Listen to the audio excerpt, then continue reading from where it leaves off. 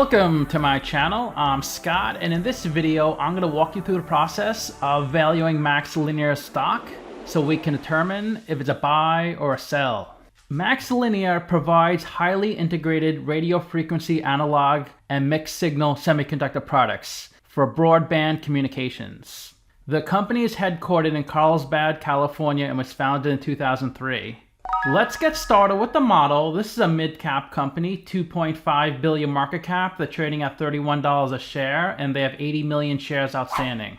Let's look at their financials. The way you value a company is you estimate the free cash flows into the future, and then you discount those numbers back to today's value. That's what we're doing in this video. And free cash flow is cash flow from operations minus capital expenditures. Their free cash flow looks really good. It grows from 71 million way up to 336 million. Net income is the profit or loss on the income statement. It's revenue minus expenses. That also looks really good. Negative in 2019 and 2020, 42 million in 2021, then it triples to 125 million in 2022.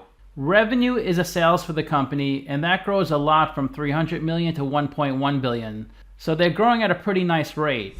Let's look at their capital structure. 670 million of equity, 140 million of debt. They're 82% equity, 18% debt. And they could pay off all the debt with the cash on their balance sheet and still have 61 million of cash left over. I used a WACC of 11.3%. That's weighted average cost of capital. And that's a discount rate we're going to apply to the future cash flows. We estimated 4 years of future free cash flows. We also estimated the terminal value, which is all cash flows past year 4, that's 3.2 billion. We discounted those numbers back to today using the weighted average cost of capital. We get a value of the company of $2.8 billion. We divide that by 80 million shares. And we get a calculated stock price of $35. They're trading at $31, so they're trading at 11% discount. It's a buy according to the model. The website Simply Wall Street values the company at $32. They're saying they're 3% undervalued. 6 analysts priced this stock, and the average price target is $46. The low is $30, the high is $55. Another 11 analysts priced this stock, and the average price target is $47. So they're saying it's 50% undervalued. This is where the stock has been trading since they IPO'd. So it looks like they IPO'd in 2010, so 13 years ago. It looks like they started trading around $18 a share. It took them 7 years to hit $30. So it took about 7 years to grow 60%. And then in March 2020, it fell below $10. But like all semiconductor stocks, it blew up right after COVID. It went from about $8 to about $80. And then it came crashing down. This is a similar trend we see with other semiconductor stocks. But the stock shouldn't have ever been that high. I think 30 to 40 is the right range for this stock. Because when the stock got below $10, it was a great buying opportunity. So people kept buying the stock. And then as it goes up, other people keep buying the stock. Then it's like a snowball effect where people keep buying the stock, and the price gets higher and higher and higher. Then at some point up here, there are a bunch of investors that realize it's way overvalued, and then it comes crashing down. But if you shorted the stock, say at 50, you could have lost a lot of money because it went right up to 80. You don't really know when the top is. And that happens with a lot of stocks. A lot of stocks seem overvalued, but you could lose a lot of money shorting them because you might have to wait a few months or a few years for the stock to come down.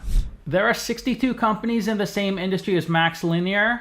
And if MXL has a number in red, they're worse than the median. If they have a number in blue, they're better than the median.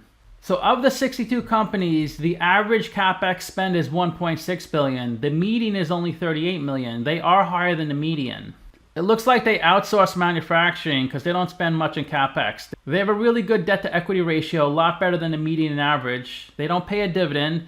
They generate 336 million of free cash flow, which is a lot lower than average, but a lot more than the median. They rank 35th in market cap of the 62 companies, so pretty much right in the middle. Their price to book is worse than the median, but better than average.